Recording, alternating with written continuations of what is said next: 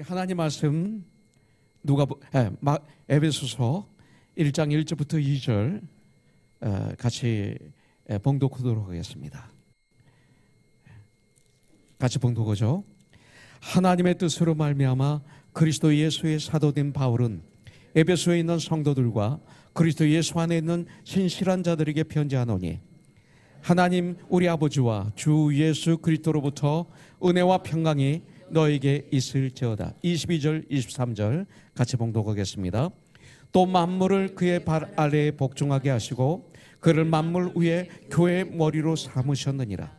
교회는 그의 몸이니 만물 안에서 만물을 충만하게 하시는 이의 충만함이니라. 아멘. 기도하겠습니다.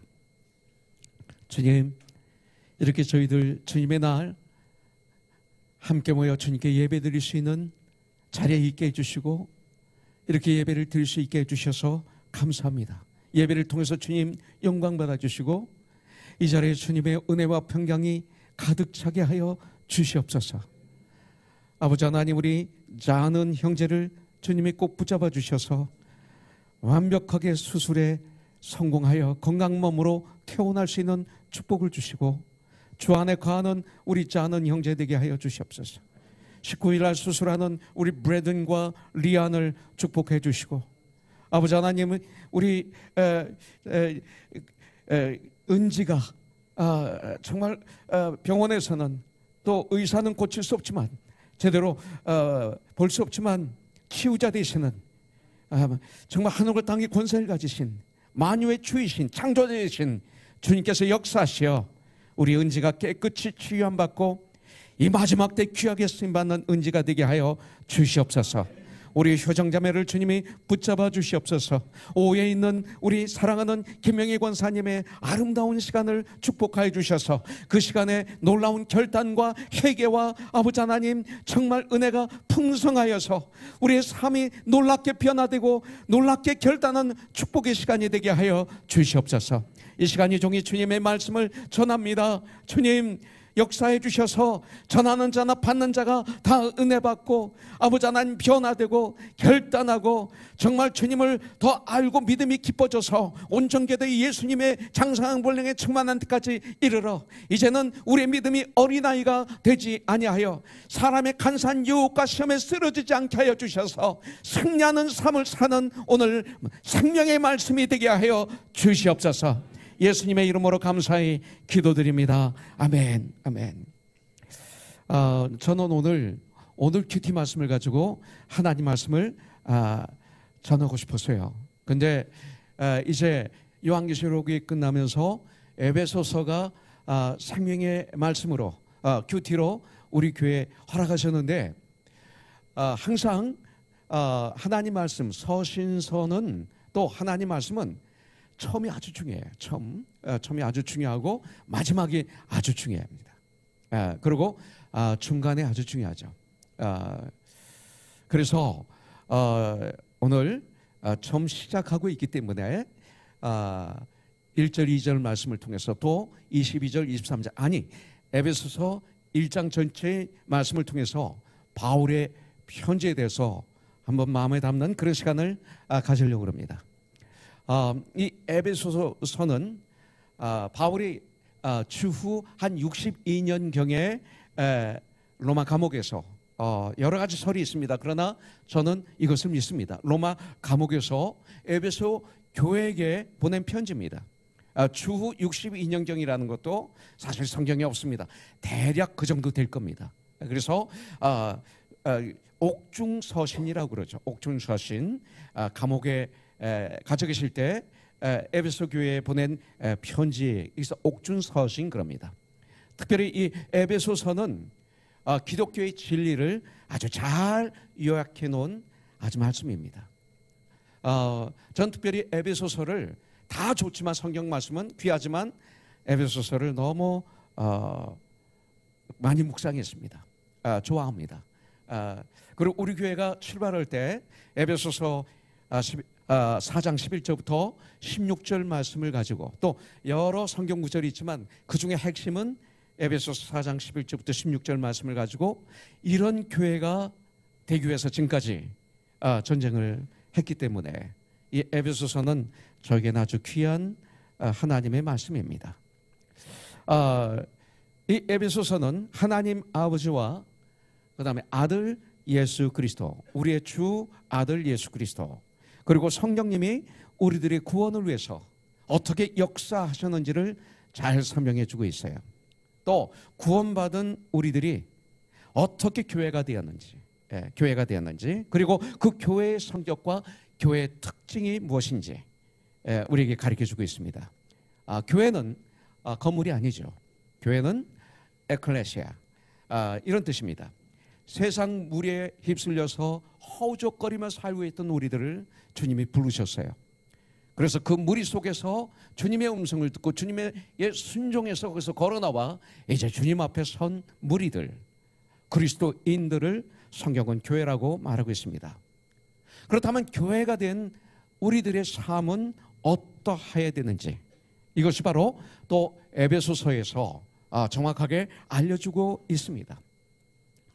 특별히 1절에 보면 하나님의 뜻으로 말미암아 그리스도 예수의 사도된 바울은 이렇게 말씀하고 있어요. 사도 바울은 자신을 사도라고 소개하고 있습니다. 나는 이종용입니다. 나는 김영애입니다. 나는 샘게입니다. 자기를 소개하죠. 그런데 사도 바울은 나는 하나님의 뜻으로 사도된 나 바울은, 이렇게 자기를 소개하고 있습니다. 근데 사도라는 뜻이 뭡니까? 보내심을 받은 사람, 이런 뜻입니다. 보내심을 입은 자, 이런 뜻입니다. 그런데 하나님의 뜻으로 인해 그리스도 예수의 사도된 나 바울이라고 이렇게 말하고 있어요. 이 얘기는 뭐냐면 바울은 정확하게 자기를 알았습니다. 여러분들, 예수 그리스도의 보내심을 받은 사람이라는 것을 정확하게 알았어요. 그래서 바울은 그렇게 살았던 것입니다. 그래서 2000년이 지난 동안에 바울의 죽음은 처참했죠. 목이 잘려서 죽었다고 그래요. 실패자처럼 보였죠. 마지막은 처참했고, 그리고 세상적인 사람들은 그걸 보고 불쌍하다고 했을지 모릅니다. 그러나 2000년 동안 사도 바울은, 이미 주님 품에 안긴 사도 바울은 수많은 사람들에게 도전을 줬잖아요. 사도 바울을 통해서 예수를 영접한 사람들이 엄청나게 많잖아요. 이게 바울이에요. 근데 왜 그래요? 바울은 자기를 알았던 거예요. 자기가 누군지를 알았던 거예요. 자기가 지금 하고 있는 일이 하나님의 뜻으로 사도가 된 것을 알았던 것입니다. 그래서 그렇게 사는 거예요. 알면 그렇게 살아요, 여러분들. 그래서 바울은 주님으로부터 보내심을 받았기 때문에 예수 그리스도의 말을 하고 예수 그리스도의 뜻을 행하며 예수 그리스도를 나타내는 작은 예수의 삶을 살았던 것입니다.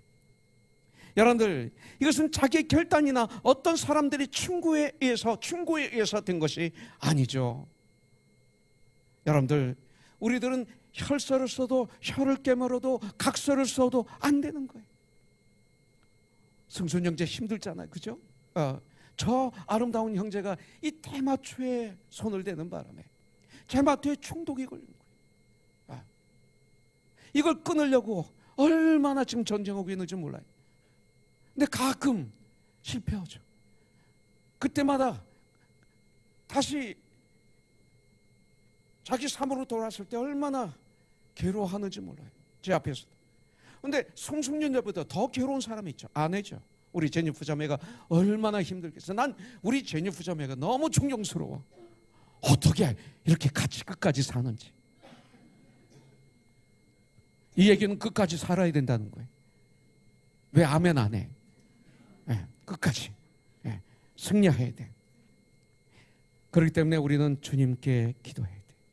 주님께 매달리면서 죽도록 전쟁한다면 주님이 그거 고쳐주세요.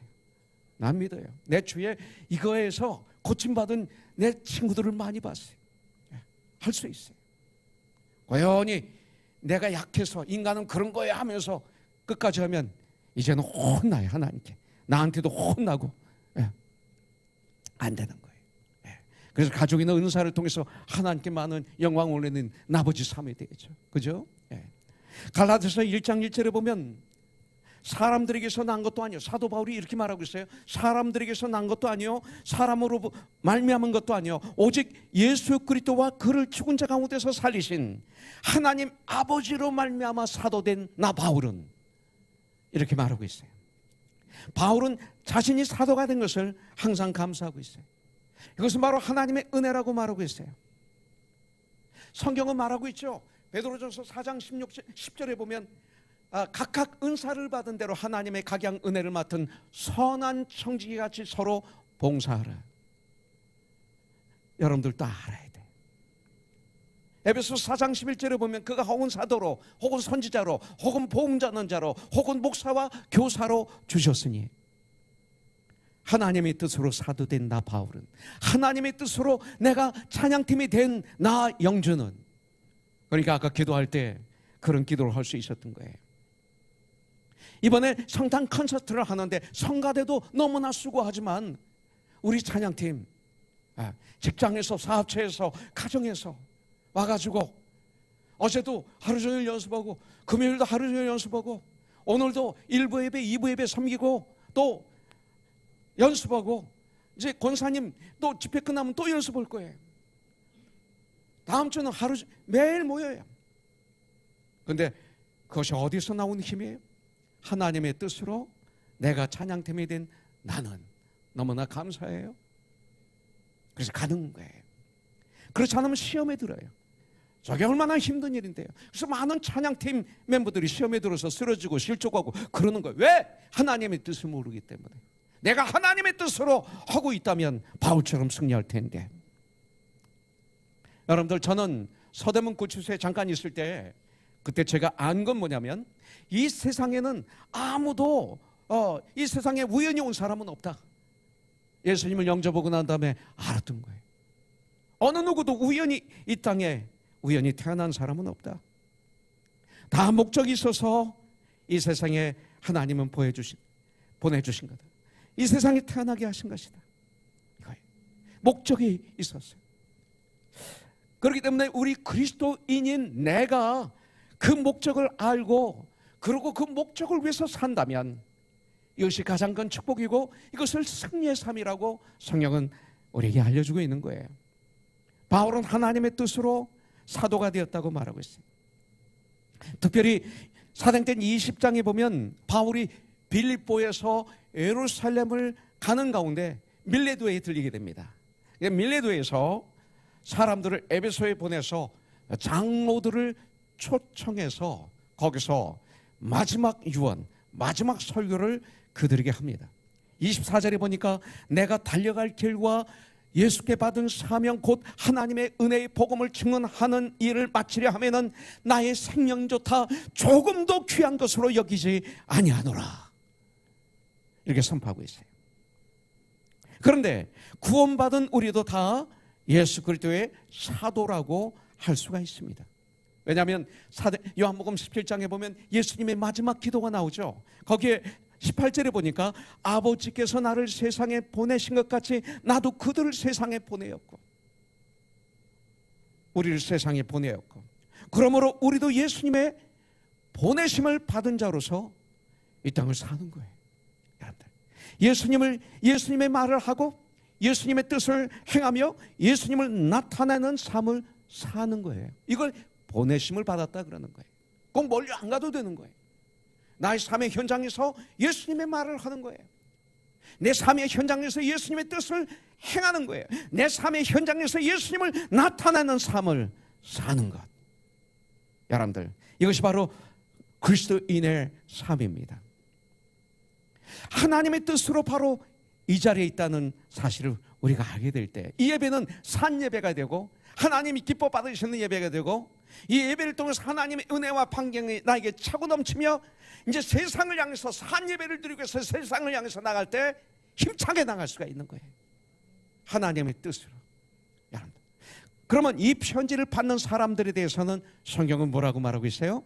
1절에 보니까 하나님의 뜻으로 말미암아 그리스도 예수의 사도된 나 바울은, 나는 제가 집어넣은 거예요. 바울은 에베소에 있는 성도들, 그리고 그리스도 예수 안에 있는 신실한 자들에게 편지하노니, 당시 에베소는 소아시아의 수도였어요. 그리고 이곳은 바닷가에 있는 도시였기 때문에 교통과 상업의 중심지였어요. 문화가 아주 발전된 도시였어요. 그 반면에 에베소는 영적으로 너무나 타락한 그런 도시였어요. 특별히 아덴의 여신이 있었어요. 아데미 여신. 음란의 여신이라는 거예요. 음란의 여신. 그 아데미 여신을 섬기는 도시예요. 핵심의 도시. 그래서 아데미 신전을 중심으로 이 에베소 도시는 세워진 거예요. 그래서 아데미 신전을 중심으로 우상 숭배가 아주 극심했던 도시가 에베소예요. 근데 그곳에 성도들이 있었던 거예요. 신실한 자들이 있었던 거예요. 여러분들, 지금 이 세상이 너무나 타락하고 죄를 향해서 달려가고 있고 소돔과 고모라 같다고 말하지만 에베소는 더했어요. 근데 그런 가운데 성도들이 있었어요. 바로 사도 바울은 그 성도들에게 보낸 편지가 에베소서입니다. 그래서 여기 성도라는 단어가 나와요. 성도는 뭐냐면 세인트라고 그러죠. 세인터니가 생각나죠. 천주교에서 성인을 임명하죠. 거룩한 삶을 살았던 신부님들, 수녀님들, 그들로 성인을 임명합니다.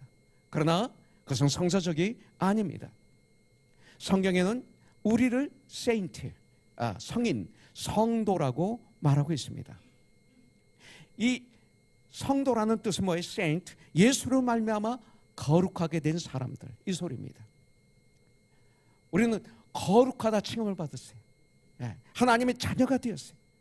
성도가 되었어요. 그런데 또 한 가지 말이 더 있어요. 구별된 사람들, separated, saint and separated 이라는 뜻이 또 있습니다. 이 말이 뭡니까? 에베소는 죄로 가득 찬 도시였어요. 비록 죄악이, 우상 숭배가 가득한 에베소에 살고 있지만 그곳에 사는 다른 사람들과 다른, 그들과는 구별된 사람들, 거룩한 사람들, 이런 뜻인 거예요. 그래서 saint, separated, 그들과 구별된 사람들, 이것이 크리스찬이에요. 또 그리스도 예수 안에 있는 신실한 자들이라고 말하고 있어요. 여기 보면 예수 그리스도 안에 있는 in Christ라는 단어가 나와요. 또 1장에 2장 3장에 보면 그리스도에 속한 우리들, 또 그리스도와 함께 with in Christ, 함께, 또 그리스도를 통하여, 그리스도에 의하여, 이런 말씀이 1장 2장 3장에 쭉 나오고 있어요. 신약에는 196회 나와요. 그런데 바울 서신에 164회가 나와요. 거진 다 바울 서신에 이 말씀이 나오고 있어요. 특별히 에베소서 1장 2장 3장 4장 5장 6장까지 35번이 나와요. 자, 보세요. 1장 1절에 보면 성도는 그리스도 안에 있는 신실한 자들이다. 크리스천은. 1장 4절에 보면 그리스도 안에서 하늘에 속한 모든 신령한 복을 받은 자들이다. 그리스도 안에서. 5절에 보니까 그리스도로 말미암아 하나님의 자녀들이 되었다. 이렇게 말씀하고 있어요. 7절에 보면 그리스도 안에서 속량, 곧 죄용삼을 받았다. 11절에 보면 그 안에서, 예수 안에서 천국의 기업이, 천국의 후사가 되었다. 이렇게 말하고 있어요. 12절에 보면 그리스도 안에서 소망, 곧 그의 영광의 찬송이 되게 하셨다. 이렇게 말씀하고 있어요. 13절에 보면 그 안에서, 예수 안에서 믿어 약속의 성령으로 인치심을 받았다. 이렇게 말하고 있어요. 그리고 또 2장 5절을 보니까 그리스도와 함께 살리심을 받았고, 그리고 은혜로 구원을 너희는 받았다. 이렇게 말씀하고 있어요. 2장 10절에 보면 그리스도 안에서 선한 일을 위하여 지으심을 받았다. 이렇게 말씀하고 있어요. 2장 13절에 보니까 예수 그리스도 안에서 그리스도의 피로 가까워졌다. 가까워졌다. 하나님과 가까워졌어요. 저와 여러분들이 아주 오래 사귀어도 먼 사람이 있어요. 그런데 가까운 사람도 있어요. 가까워졌다. 2장 21절에 보면 그의 안에서, 예수 안에서 서로 연결되었고 주 안에서 성전이 되어가고 있다. 이렇게 말씀하고 있어요.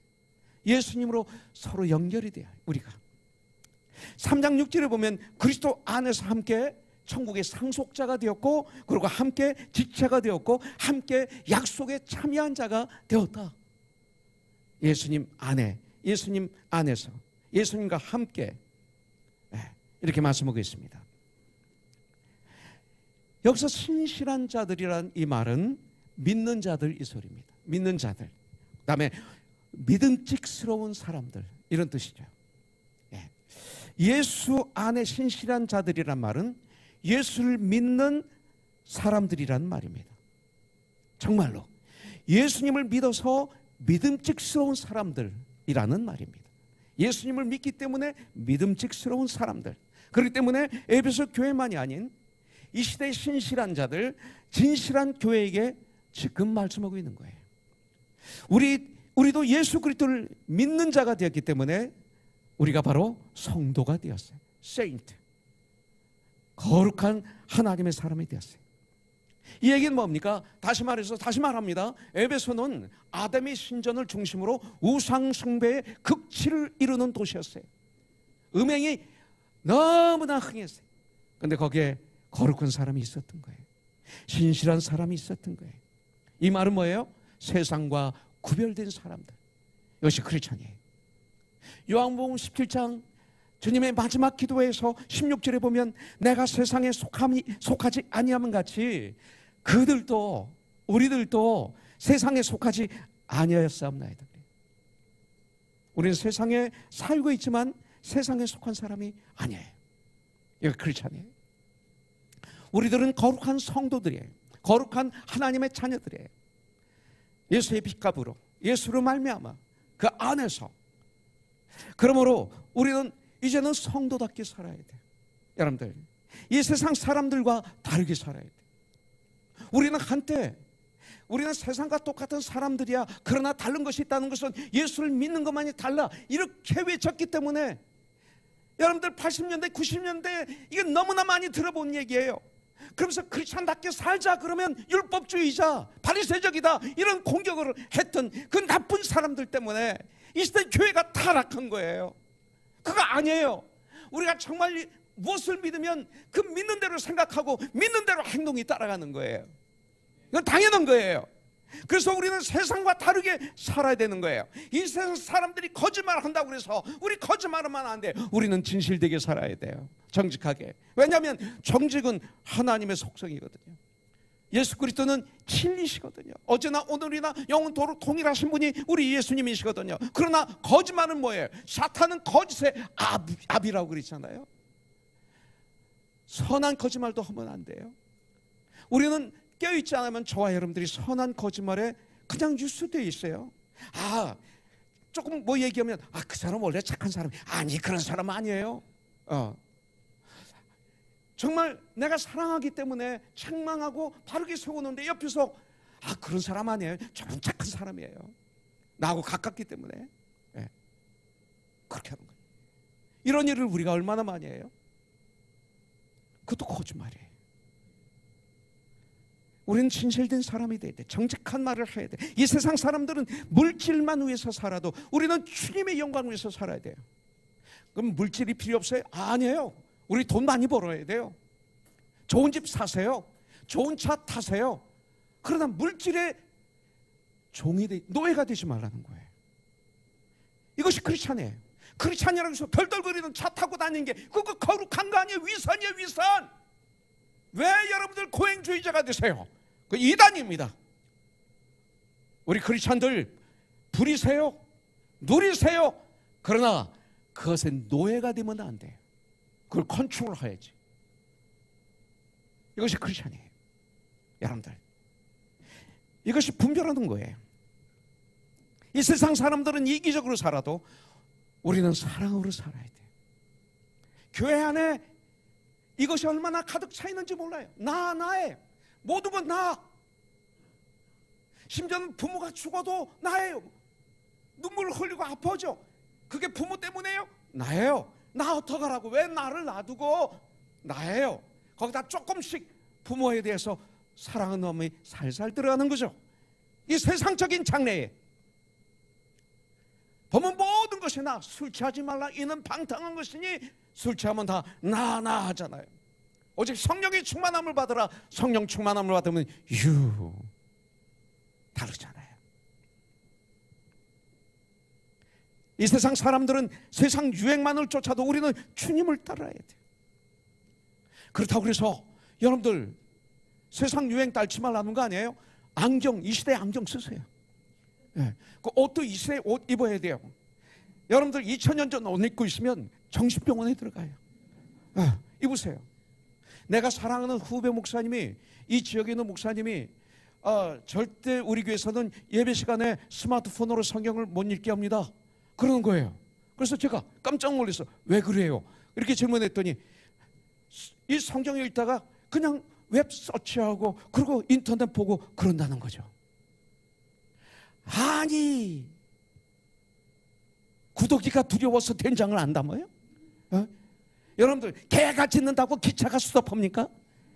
그거 아니에요. 복 있는 사람은 하나님 말씀을 줄거하고 낮과 밤으로 묵상한다고 그랬는데 이건 옷이 변화되는 것처럼 이 시대의 변화예요. 그래서 속으로 그랬어요. 아, 내가 정말 그랬구나. 성경이 그게 어디 있죠? 그랬어요. 우리 교회는 성경책만 보게 합니다. 예배 시간에. 절대 안 됩니다. 성경이 어디 있죠? 그게? 네. 그래서 제가 한 30분 동안 열변을 통해서 이 성경 읽어도 읽으면서도 다른 생각하는 사람이 있어. 아니, 성경을 눈으로 읽는 마음으로 한국한 있는 사람도 있어. 그거 아니야. 속지 마요. 우리는 이 시대에 좋은 건 따라야 돼요. 무조건 이 세대를 따르지 말고 그래서 그렇게 해석하면 이게 바리새적이지. 이게 율법적이지. 그것으로 신실하고 신실하지 않은 걸 분별한다면 이것이 문제죠. 그러나 세상 사람들과 똑같이 육신의 정욕, 암욕의 정욕, 이생의 자랑 속에서 허우적거리고 살지 말라 이거예요. 그러면서 손가락질 받는다 이거죠. 근데 이 시대 교회들이 사실 그 속에서 살고 있잖아요. 분별을 못하고 있잖아요. 그 교회가 건강한지 건강하지 않은지를 인간의 눈으로 세상적으로 판단하고 있잖아요. 성도가 많으면 건강한 거예요. 좋은 건물 가지면 건강한 거예요. 그 속을 보지를 못해. 그런 분들이 다 교회 대표가 돼 있어요. 하나님이 뭐라고 말씀하시겠어요? 그래서 손가락질 받는 거예요.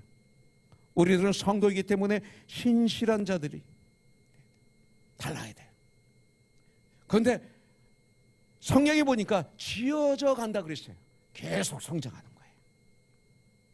그리고 그들에게 축복의 인사를 합니다. 2절에 보니까 하나님 우리 아버지와 주 예수 그리스도로부터 은혜와 평강이 너에게 있을지어다 이렇게 축복하고 있습니다.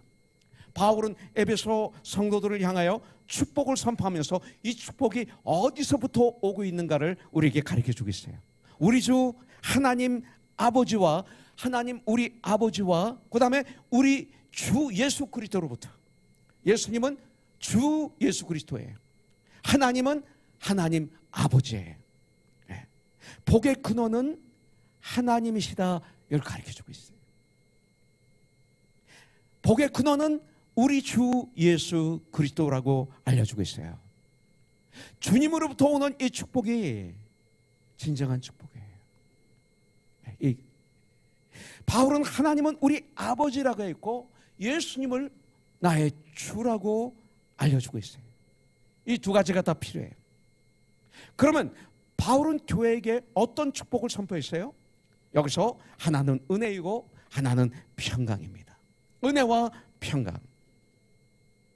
이것은 우리가 하나님 아버지와 주 예수 그리스도로부터 얻는 꼭 가져야 되는 가장 큰 축복입니다. 은혜란 뭐예요? 우리가 은혜란 단어를 많이 쓰죠. 은혜는 값없이 하나님을 믿는 자들에게 하나님이 주시는 선물을 은혜라고 합니다. 은혜는 우리가 진정한 하나님의 자녀가 됐을 때 우리에게는 하나님 아버지와 주 예수 그리스도로부터 값없이 주어지는 선물들이 있어요. 그 선물은 바로 구원입니다. 구원. 죄 용서함, 영생, 구원입니다. 에베소서 2장 8절부터 10절에 이 말씀이 있죠. 용환 형제 기억하나요? 암송할 수 있나요? 그때 암송했죠? 잊어버렸나요? 벌써? 그러면 독구 장로님 기억하시죠? 그 미셸 집사님은 왜 다 고개가 이렇게 안 돼요? 그러면 보배 형제 어때요? 암송하죠? 마이클 형제. 마이클 형제 예수 교회 나온 지 지금 몇 개월도 안 됐어요. 이리 나오세요. 잠깐. 나오세요. 예? 아니 몇 개월 전에 암송했는데. 정학 형제는 우리 김영희 권사님 앞에서 한번 암송하고 싶지 않아요? 안 돼? 예? 나올까? 안 돼? 망신이다 이거야. 우리 같이 한번 암송하죠. 시작. 너희가 그 은혜를 인하여 믿음으로 말미암아 구원을 얻었나니 이것이 너희에게서 난 것이 아니요 하나님의 선물이라. 행위에서 난 것이 아니니 이는 누구든지 자랑치 못하게 하려 하심이라. 우리는 그가 만드신 바라 그리스도 예수 안에서 선한 이 일을 위하여 지으심을 받은 자니 이 일은 하나님의 전에 예비하사 우리로 그 가운데서 행하게 하려 하심이라. 이렇게 말씀하겠어요. 제가 이름을 부른 이유는 분명히 도전받아서 다음 주에는 암송할 거예요. 자, 이름 부른 분만 나와서 서서 다음 주에 암송하도록 하겠습니다. 구원은 은혜예요. 값없이 주어지는 하나님의 선물이에요. 여러분들, 영원한 구원이 믿는 자들에게, 성도들에게 값없이 주어지는 거예요. 이것을 첨부하고 있어요. 그렇다면 평강은 뭡니까? 평강은, 자 보세요. 은혜의 결과로 얻어지는 것이 평강이에요. 그 평강은 은혜의 뒤를 쫓아오게 돼 있어요. 평강은 은혜의 결과로 내 안에, 내 마음에 얻어지는 거예요.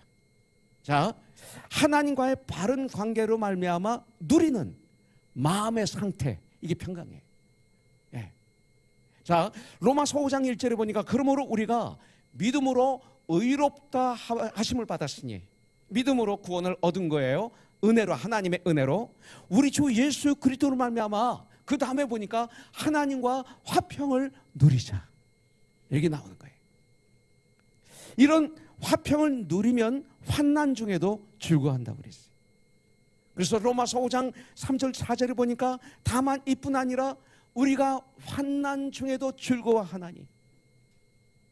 우리 김영희 권사님 눈물을 흘리고 울고 그랬지만 이 영혼 깊숙한 가운데 주님이 주시는 평화가 있었어요. 그래서 이길 수 있었던 거예요. 사랑하는 귀한 딸이 죽어가고 있었어요.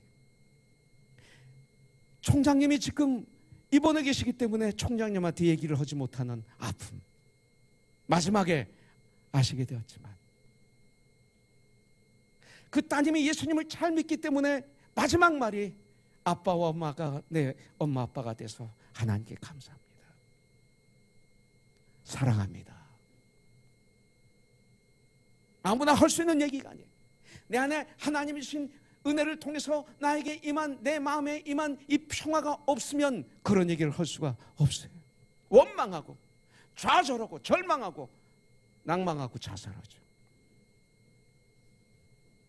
로마서 5장 3절 4절에 보니까 다만 이뿐만 아니라 우리가 환난 중에도 즐거워하나니 그 이유는 이는 환난이 인내를, 인내가 연단을, 연단이 소망을 이루는 줄 암이니라 그랬어요. 환난 중에도 즐거워하나니 이것이 평강이에요. 그래서 예수님께서 십자가에 달리시기 전 제자들에게 말씀하셨어요. 요한복음 14장 27절에 보니까 평안을 너희에게 끼치노니 곧 나의 평안을 너희에게 주노라. 내가 너희에게 주는 것은 세상이 주는 것과 같이 아니하리라. 너희는 마음에 근심하지도 말고 두려워하지도 마라. 왜? 내가 평안을 너에게 주기 때문에. 요한복음 16장 33절은 제가 너무나 좋아해요. 이것을 너희에게 이르는 것은 너희로 내 안에서 평안을 누리게 하려 함이라. 이 말씀을 지금 주시는 이유는 너희가 내 안에서 평화를 누리게 하려 함이라. 세상에서 너희가 환난을 당하나 담대하라. 내가 세상을 이겨노라. 이렇게 말씀하고 있어요. 주님이 주신 평강으로 세상의 근심과 두려움을 이길 수 있어 알려주시는 거예요. 그래서 사도 바울은 빌립보서 4장 6절부터 7절에 이렇게 말하고 있어요. 아무것도 염려하지 말고 오직 모든 일에 기도와 간구로 너희 구할 것을 감사함으로 하나님께 아리라. 그리하면 모든 지각에 뛰어나신 하나님의 평강이 그리스도 예수 안에서 너희 마음과 너희 생각을 지켜주시리라. 이 평강이에요. 여러분들, 첫째가 우리의 마음과 생각인데, 우리에게 하나님의 평강만 있으면 그 어떤 어려움 속에서도, 그 어떤 환난 속에서도, 그 어떤 고난 속에서도 마음을 지켜서, 내 마음을 지켜주셔서 내가 승리할 수 있다 이거예요. 승리할 수. 이것이 크리스찬이에요. 그렇기 때문에 이 두 가지는 최대의 축복이에요. 은혜와 평강. 이 두 가지보다 더 좋은 것은 솔직히 성경은 없다고 말하고 있어요. 하나는 은혜의 구원입니다. 또 하나는 그 구원으로 이루어지는 내 마음의 평화. 내 마음 평안해. 내 마음 평안해. 초가짐이나 궁궐이나 주 예수와 함께하는 그곳은 부유합니다. 궁궐이 평화다. 내 영혼이 은총에 입어 중한제짐 벗고 보니, 성경은 그렇게 말씀하고 있어요. 이 두 가지만 있으면 우리는 이 땅에서 얼마든지 승리할 수 있어요. 아무리 힘들고 어려워도 찬송하면서 살 수 있어요. 그래서 그 다음 구절을 보니까 바울의 찬송이 울려 퍼지는 걸 볼 수 있어요. 2절에서 3절로 넘어가면서 뭐라고 나와 있어요? 찬송하리로다. 옥중에 있는 바울이 찬송하리로다. 바울이 옥중에 갇혔다는 것이 그렇게 호텔에 있는 것, 모텔에 있는 것이 아닙니다. 제가 로마에 가서 바울이 갇혔다는 그 옥을 봤어요. 얼마나 무서운지, 얼마나 고독하고 외로웠을까, 얼마나 두려웠을까, 얼마나 무서웠을까. 동물 취급 받을 수밖에 없는 그 당시. 이번엔 거기서 이렇게 외친 것입니다. 여러분들, 이 두 가지보다 더 좋은 것이 없어요. 다시 말합니다. 하나는 은혜의 구원입니다. 또 하나는 그 구원으로 이루어지는 내 마음의 상태, 이게 평화입니다. 이 두 가지만 있으면 우리는 승리할 수 있다. 그래서 우리는 찬양할 수 있다. 이거예요. 찬양할 수 있다. 아무리 힘들어도 어려워도 찬송하면서 살 수 있다. 그래서 그 다음 절에 바울의 찬송이 울려 퍼지는 걸 볼 수 있잖아요. 3절 찬송하리로다. 에베소서 1장 12절을 보니까 이는 우리가 그리스도 안에서 전부터 바라던 그의 영광의 찬송이 되게 하려 하심이라. 우리를 택하신 이유가. 이사야서 43장 21절에 보니까 내가 이 백성을 창조하는 원인은 나를 찬송하게 하려 함이라. 시편 22편 3절에 보니까 이스라엘의 찬송 중에 거하시는 여호와 하나님은 거룩하시니라. 우리가 진정으로 예배드리고 진정으로 주님을 찬양하고 진정으로 산 제사 드리는 삶을 살 때 주님이 너무 기뻐하시고 마치 집에서 쉼을 누리는 것처럼 우리를 통해서 주님은 평안을 누리시는 거예요. 찬송 중에 거하시는 찬송이 바로 주님의 집이에요. 이렇게 말씀하고 있어요. 14절에도 나와요. 오늘 예배드리는 모든 하나님의 사람들, 이 시간 선포합니다. 은혜와 평강이 있을지어다. 여러분들, 이 두 가지만 있으면 이 한 주 동안 우리도 넉넉히 이 세상을 이기면서 살 수가 있어요. 이 두 가지 축복, 은혜와 평강이 있기를 다시 한번 예수의 이름으로 축복합니다. 그 우리가 되어야 돼요. 그렇다면 우리가 어떤 사람이 되어야 하는가요? 우리가 어떤 사람이? 먼저 우리가 성도가 되어야죠. 참 그리스도인이 되어야죠. 제가 지난주에 뉴송 처치에 큐티 붕회를 하러 갔어요. 금요일날, 토요일날 말씀의 제목을 드렸어요. 근데 갑자기 주일날 1부, 2부, 3부 예배 설교를 해달라고 부탁을 하셨어요. 들어왔어요. 근데 매 예배 시간마다 30분만 설교해달라고. 예. 그래서 그러면 해야죠. 예. 또 거기는 1시간 예배를 드리니까. 그래서 30분으로 전할 수 있는 말씀이 뭘까? 그래서 제가 보통 집회 가면 한 파트를 이 설교를 합니다. 그리스도인에 대해서 설교를 했어요. 1부, 2부, 3부. 3부 예배가 끝나자마자 제 아내가 그 교회 주부를 들고 왔어요. 철아빠, 이 교회 2019년 팀이 뭔지 알아? 그러는 거예요.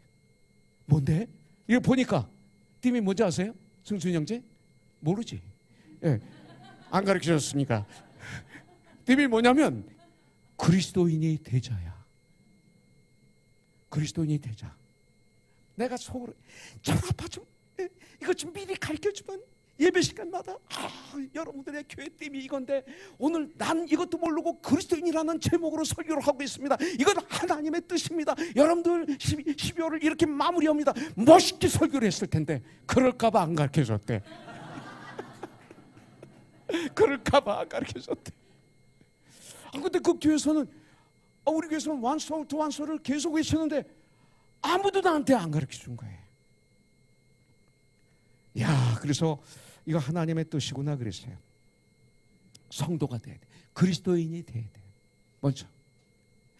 그러고 난 다음에 예수 그리스도를 믿음으로 성도가 돼야 되는데 그러고 성도답게 살아야 돼. 성도답게.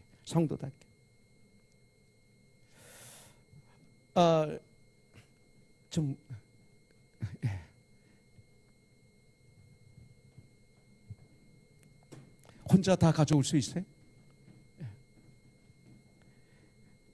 궁금하시죠? 뭔지 궁금하죠? 마이클 형제. 궁금할 거야. 이렇게 무거워. 네, 이게 50파운드? 이건 45파운드. 저는요, 일부 예배 때는 마이클 형제가 없어서 우리 친한 형제가 나와서 마이클 형제 흉내를 냈어요. Before BC와 AD 흉내를 냈어요. 우리 교회 나오기 전에 우리 독구 장로님하고 준환 집사가 우리 마이클 형제를 우리 교회 나오게 하기 위해서 테니스에 초대해서 같이 테니스를 치면서 그때 우리 마이클 형제의 모습을 여기서 흉내 냈어요. 일부 예배 나중에 보시면 나와요. 그 다음에 우리 교회를 나오고 영적 성장 기본지를 공부하고 난 다음에 이번에 형제가 모임을 가졌는데 그때 마이클 형제의 표정을 또 아주 이분이 표정을 아주 나보다 더 제가 우리 그 수련회를 올라가는데 제가 바빠서 막 이러다가 식당을 들어갔더니 식당 테이블 위에 올라가서 내가 예배 드릴 때 표정을 그대로 하는데 좀 그대로 하면 은혜가 있지. 근데 꼭 바보같이 표정을 만들어가지고 나를 하는데 내 시험 들을 뻔했다니까요. 근데 오늘은 그렇게 안 했어요. 그 마이클 형제 흉내냈는데 이렇게 달라졌습니다. 이게 뭐냐면 동전이에요, 동전. 그동안 오랫동안 이분들이 돈을 쓰고 남은 동전들을 이렇게 모아놓으신 거예요. 그래서 원래 계획은 우리 은주자매 가방을 사주는 게 계획이었어요 아마. 예? 경민자매 참 은주자매가 아니라 은주자매가 아니라 경민자매. 예? 정민자매 미안해. 제가 이름을 잘 바꿔. 가방을 사기로 하고 이렇게 모인 건데 이게 몇 년 모은 거예요? 10년 모은 거예요. 저분들 돈 많아요. 네, 돈 많은데 전 이걸 얘기하는 이유가 10년 동안 모은 걸 처음에는 가방을 사려고 그러다가 그러지 말고 하나님께 올려드리자. 둘이 결정을 내린 거예요. 그러고 난 다음에 일주일 동안 손으로 이걸 다 이렇게 말아서 이걸 만들었는데 여기 이렇게 써 있어요. quarters 10개 곱하기 70에서 700불. dimes 5 곱하기 37 185불. nickels 2 곱하기 29 58불. 근데 이게 중요해. pennies 50센트까지 해서 곱하기 64 해서 32불. dollars 그러니까 동전도 잘 나가 있는 모양이에요. 하나 곱하기 12에서 12불. 토탈 987불. 그런데 제가 듣기로는 손이 시커머질 정도로 일주일 동안 이걸 했대요, 둘이. 전 그거 한번 생각해 봤어요. 이 두 분이 이걸 하나님께 드리기 위해서 둘이 앉아서 이것을 하나하나 손이 시커머지도록 싸면서 둘은 어떤 얘기를 했을까? 참 아름다운 얘기를 했을 것 같아요. 둘이. 그 시간. 그리고 이걸 하는 동안 교회를 생각하셨을 것 같아요. 그리고 목사인 저를 생각했을 것 같아요. 그리고 삶을 생각했을 것 같아요. 어떻게? 당연히 가방을 살 수밖에 없는데 어떻게 교회에다 헌금을 생각을 가졌을까? 이거예요. 일주일 동안을. 그리고 어제 이것을 마그니제가 교회에 들고 왔어요. 사무실에 놓고 그냥 갔어요. 내가 내려와 보니까 사무실에서 난리가 난 거예요. 우리 교회 역사상 이게 처음이거든. 이렇게 한 게. 거기도 교회 간 나오신 분인데. 그래서 아니 어디가 나한테 왜 연락 안 고 야 성포야 왜 나한테 연락 안 했어? 내 만나야 되는데 전화를 했더니 안 받았어요. 네. 위스턴 콜이 없어요. 근데 오늘 아침에 카카오톡이 왔어요. 제가 전화를 못 받습니다. 그런데 아침에 봤는데 오늘 목사님이 예배를 인도하셔야 되기 때문에 방해가 될 것 같아서 제가 카카오톡에 인사드립니다. 전화하지 마세요. 이거예요. 또 그 마음이 저에게 와닿는 거. 배려하는 마음. 목사가 아침에 예배 준비하고 설교를 준비하고 예배를 인도해야 되니까 내가 방해하면 안 되겠다. 다 그런가요? 자기 생각으로 막 전화하는 분들 가끔 있어요. 그러면서 제가 어제부터 오늘까지 너무 감동이었어요. 네. 어떻게 이럴 수 있을까? 성도같이 살아가려고 출발하셨구나. 이걸 볼 수가 있어요. 세상에 살고 있지만 세상에 속하지 않은 사람들로 우리가 살아야 되는데 아무것도 아닌 것 같지만 그렇게 살고 있구나. 이렇게 볼 수 있었어요. 또 오늘 말씀을 보면 하나님을 아버지라고 부르고 있어요. 아버지라고 불러야 돼. 그렇기 때문에 하나님을 아버지라고 부르고 싶으면 여러분들 기도 많이 해야 돼요. 기도 많이 하면 하나님 아버지를 많이 찾게 돼 있어요. 찬송을 많이 하세요. 그러면 하나님 아버지를 많이 찾게 돼 있어요. 그래서 기도와 찬송은 축복이에요. 가요가 아닌 정말로 내 입에서 찬송이 떠나지 않게 하세요. 그래서 시편 마무리하는 마지막 말씀이 시편 150편 6절에 나와 있어요. 뭐라고 나와 있어요? 호흡이 있는 자마다. 이거는 살았으나 죽은 자가 아니에요. 살았는데 정말 살아있는 자, 생명이 있는 자, 영생을 얻은 자, 주님이 함께하는 자, 주 안에 거하는 자, 호흡이 있는 자는 여호와 하나님을 찬송을 하면서 시편은 끝납니다. 또 주 예수 그리스도라고 그랬어요. 이 말은 뭐예요? 예수님을 주인으로 섬기세요. My Lord 라고만 외치지 마시고 주 예수 그리스도는 나의 주인이십니다 라고만 입으로만 얘기하지 말고 정말 예수님을 나의 주로 섬기는 저와 여러분들이 되길 주님의 이름으로 축복합니다. 그렇다면 어떤 사람이 예수님을 주로 섬기는 자입니까? 예수님 말씀대로 살려고 전쟁하는 사람이에요. 종은 주인이 시키는 대로 합니다. 예수님께 순종하는 삶을 살기로 결단하는 이 시간이 되길 주님의 이름으로 축복합니다. 이것이 최고의 축복이에요. 하나 더 공부하겠습니다. 에베소서에서는 교회에 대해서 말하고 있습니다. 교회란 무엇인가? 여러분들, 이것은 너무나 중요합니다. 왜냐하면 교회란 이런 것이다. 교회는 이래야 된다고 생각하는 교회관에 따라서 성도들은 그 교회관에 따라서 교회를 섬기게 되고 또 그 믿음관으로 이 시대 교회를 바라보게 돼 있어요. 그래서 교회에 대해서 정확하게 알아야 돼요. 그런데 오늘 에베소서 1장 22, 23절에서는 교회란 그리스도의 몸이다 이렇게 말씀하고 있어요. 22절에 보니까 또 만물을 그의 발 아래 복종하게 하시고 그를 만물 위에 교회의 머리로 삼으셨느니라. 교회는 그의 몸이니 만물 안에서 만물을 충만하게 하시는 이의 충만함이니라 말씀하고 있어요. 교회는 그리스도의 몸이에요. 머리는 예수 그리스도세요. 뇌에서 명령하는 대로 이 몸은 움직이게 돼 있어요. 이것이 교회예요. 신비로워요. 간단하지만 아주 확실하게 말씀해 주고 있어요. 교회는 그리스도의 몸이 되어 있다. 교회는 그리스도의 몸이 되어야 된다가 아니라 교회는 그리스도의 몸이다. 예. 그리고 교회의 머리는 그리스도이시다. 그래서 우리의 주인이시다. 그렇다면 그리스도를 머리로 삼지 않은 교회가 이 세상에 있을 수 있을까? 너무나 많이 있어요. 아니, 세상에 허다한 교회가 예수님의 머리가 아니에요. 회사예요. 학교예요. 단체예요. 에베소 교회에게 첫사랑을 너희가 어디서 잃어버렸는지 너희가 다시 찾지 않으면 내 이 촛대를 옮기리라. 주님이 떠나신다는 거예요. 교회. 촛대가 옮겨진 교회들이 이 세상에 너무 많아요. 우리 교회도 그럴 수가 있어요. 교회 공동체를 구성하는 그리스도인들은 어떤 삶이 되느냐 이거예요. 그리스도인이란 마음 중심으로 삶으로 예수님을 그리스도로 고백하는 사람들이, 예수님을 주인으로 모신 사람들이 My Lord and my Savior, 이것이 크리스찬입니다.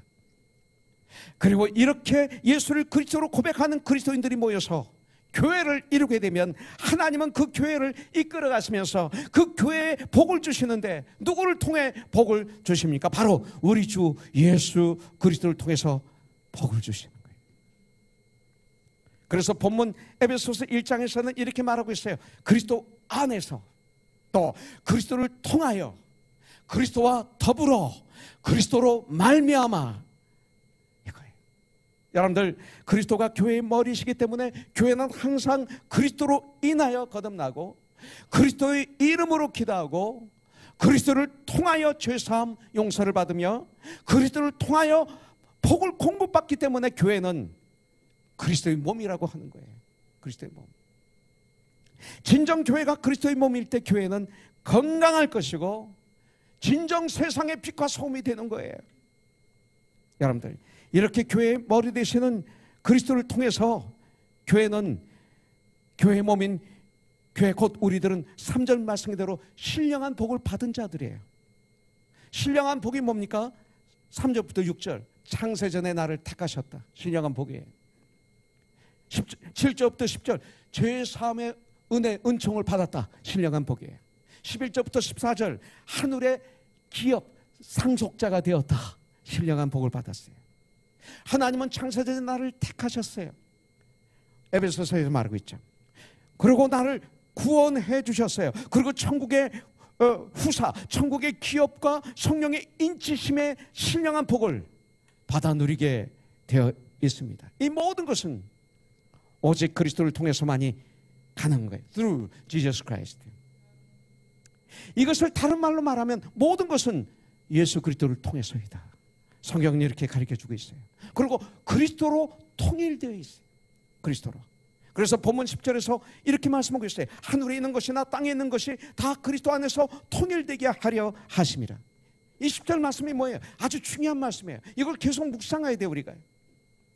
그런데 하나님의 자녀가 된 우리들은 혼자 믿음 생활하도록 하시고 교회 하신 거 아니에요. 혼자 믿음 생활하게 하신 거 아니에요.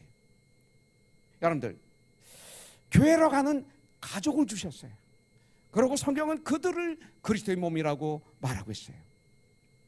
여러분들, 천국 가족을 만들었는가 하는 그 이유를, 왜 만들었는가 하는 그 이유를 우리가 알아야 돼요. 우리는 교회를 제대로 알고 있는가? 이거 중요합니다. 교회는 천국을 향해 제대로 나아가고 있는가? Heaven bound. 항상. 오늘 23절에 보니까 교회는 그의 몸이니 만물 안에서 만물을 충만하게 하시는 이의 충만함이라 이렇게 말씀했어요. 여기서 말씀하는 충만함이란 뭐예요? 교회란 예수 그리스도를 가득 채움으로 완성시켜 나가는 곳이 교회다 이거예요. 이게 충만해요. 시기 질투로 가득 채 충만하고, 교만으로 충만하고, 욕심으로 충만하고, 이거 교회 아니에요. 예수 그리스도로 충만하고, 말씀으로 기도로 충만하고. 여러분들, 교회는 그리스도의 몸으로서 머리 대신 그리스도로부터 끊임없이 모든 걸 공급받아서 그리스도로 충만한 데 이르게 하는, 그래서 모든 것을 충만케 하는 이런 공동체, 그것을 곧 교회라고 성경은 말하고 있어요. 그래서 하나님의 아들을 믿는 이가 우리 모든 사람들이 하나님의 아들을 믿는 일과 아는 일에 하나가 되어 온전히 되어 예수 그리스도의 장성한 분량에 충만한 데까지 이를지니, 이 충만함이에요. 교회는 그리스도로 인하여 충만하게 되고 또 그리스도에 의하여 모든 것이 완성되어지는 것이 교회예요. Only Jesus Christ. 그러기 위해서 우리는 예수 그리스도를 알아야 됩니다. 하나님의 비밀로서의 그리스도, 십자가에 달리신 예수 그리스도, 죽으시고 부활하신 예수 그리스도, 십자가 위에서 완전한 의를 이루신 예수 그리스도, 이 그리스도로 나를 가득 채우라 이거예요. 이게 충만함이에요. 그래서 마태복음 28장 18절부터 20절에 보면 예수께서 나와 일러 가라사대 하늘과 땅의 모든 권세를 내게 주셨으니 그러므로 너희는 가서 모든 족속으로 제자를 삼아 아버지와 아들과 성령의 이름으로 침례를 받고 내가 너에게 분반 모든 것을 그들에게 가르쳐 충만함에 지키게 하라. 볼자다 내가 세상 끝날까지 너희와 항상 함께 있으리라. 이 말은 한마디로 표현하면 너희는 가서 그리스도를 전하여, 예수님을 전하여 온 세상을 그리스도로 충만한 세상으로 만들라. Go tell it. 말씀하는 거예요. 가서 전하고 믿게 하여 침례를 주고 가르쳐 지키게 하라. 충만하게 하라. 이 세상을. 주님의 뜻에 이 귀한 사명을 감당하기 위해서 교회는 먼저 그리스도의 진정한 몸이 되어야 되고, 그리고 그리스도로 먼저 충만해야 돼요. 이것을 성령 충만함이라고도 얘기해요. 성령 충만함을 받으면 권능을 받아요. 성령 충만함이란 권능을 받아요. 그러면 일어나는 현상이 로마서 12장 2절에 마음을 새롭게 함으로 변화를 받아요. 이 세상을 본받지 않게 돼요. 그리고 마음을 새롭게 함으로 변화를 받아요. 그래서 하나님의 기뻐하심과 선하심과 기뻐하심과 온전한 뜻이 무엇인지 깨달아 알게 돼요. 이것이 성령 충만함이에요.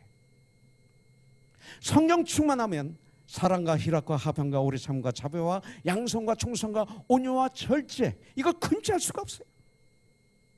나의 삶 속에서 주렁주렁 열려요. 그러면 그들에게 온 세상에 가서 제자를 삼아 아버지와 아들과 성령의 이름으로 침례를 주고 내가 너에게 분만 모든 것을 그들에게 가르쳐서 너와 그가 지키게 하라. 충만함이에요. 이것입니다. 이 귀한 사명을 감당하기 위해서 교회는 먼저 그리스도의 진정한 몸이 되어야 하고 그리스도로 먼저 충만해야 돼. 그래서 올해 우리 교회 팀이 One soul to one soul이었어요. 어제 청지기명을 갔는데 우리 전다른 장로님이 하나의 감사를 얘기하라고 그랬더니 One soul to one soul. 이 감사. 많은 분들이 One soul to one soul, 한 영혼 한 영혼, 이걸 통해서 엄청난 은혜를 체험했습니다. 감사해요. 저는 서운해요. 이 One soul to one soul이 마지막 광고할 때 마지막에 저게 8개가 되고 10개가 되고 뭐 수십 개가 되어서 딱 끊어지는데 이제 2회 말이면 끝나요. 다시는 못 볼 것 같아요. 저거 좀 봤으면 좋겠어요. 내년에도. 그래서 내년 수요예배 때는 지금까지 만들었던 저 팀 비디오 한번 다 보는 시간을 갖고 싶어요. Back to the basic부터 시작해서. 제가 얘기를 한 포인트는, 마무리하려고 하는 포인트는 내년 팀입니다. 내년 주제. 내년 주제는 1124입니다. 1124. 사도행전 11장 24절. 바나바는 착한 사람이요 성령과 믿음이 충만한 자라 이로 말미암아 많은 무리를 주님께 더했더라. 이거세요. 이제 one soul to one soul. 이 주제를 통해서 내가 얼마나 존귀한 자인지를 알았어요. 내가 정말 주 안에서 얼마나 존귀한 하나님의 자녀인 걸 알면 그 다음에 한 영혼이 보여요. 그렇다면 2020년은 우리가 어떻게 걸어가야 될까요? 믿음과 성령으로 충만해야 돼요. 그러면 내 편이 없어요. 갈라짐이 없어요. 우리는 한 몸을 이루어서 많은 무리를 주님께 더하는, 나에게 더하지도 않고 그 누구에게도 더하지 않고 내 편을 만들지 않고 많은 무리를 주님께 더하게 하는, 우리는 진정한 지체, 진정한 몸, 진정한 코너손이 될 수 있어요. 그래서 내년 주제는 added. 그리고 표어로는 플러스예요. 이것이 내년 주제입니다. 기대가 되죠? Added to the Lord. 성령과 믿음이 충만하면 많은 사람들이 주님께 더하게 돼 있어요. 내 편이 아니에요. 누구 편도 아니에요. 이것이 코너스톤. 우리는 하나예요. 평안함의 에너지로 성령이 하나 되게 하신 것을 힘써 지키는 코너스톤. 우리는 천국 가족이에요. 할렐루야. 그것이 내년 주제입니다. 주님을 찬양하겠습니다. 모든 이름 위에 뛰어난 이름 예수는 주, 예수는 주. 모두 무릎 꿇고 경배를 드리세. 예수는 만유의 주님. 예수는 주, 예수는 주, 예수는 주. 온 천하 만물 우러러 그 보좌 앞 영광을 돌리세.